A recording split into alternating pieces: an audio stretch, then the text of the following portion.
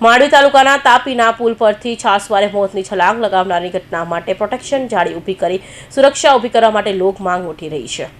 માંડવી તાપી નદી પરનો નવો પુલ કે જે પહેલા ભાંગેલા પુલ તરીકે તથા સુસાઇડ પોઈન્ટ તરીકે ઓળખાતો હતો, પરંતુ હાલમાં પણ આ જગ્યા પર મોત છલાંગ લગાવવાની ઘટનાઓ વારંવાર બનતી આવી રહી છે, જે એક ચિંતાનો વિષય બની ગયો છે। આપઘાતને લગતાઓ માટે સુરક્ષાના કોઈ પગલાં લેવામાં આવે ખૂબ જ જરૂરી જણાઈ રહ્યું છે।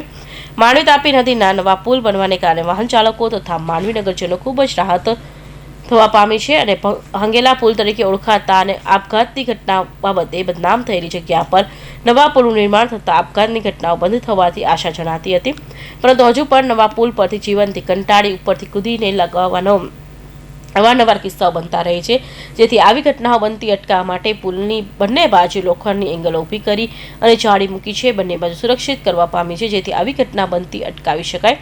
માંડવી પોલીસ દ્વારા પણ આ વિસ્તારમાં સંપર્ક નંબર સાથે જરૂરી સહાય માટે સૂચનાઓનું બેનર લગાવે, જેથી હતાશ વ્યક્તિઓ પોલીસનો સંપર્ક કરી પોતાની આવવીતી જણાવી પોતને વિચારથી પાછા ફરી શકે તો કોઈનું જીવન બચાવી શકાય। હમીરસિંહ ચૌહાણ, માંડવી।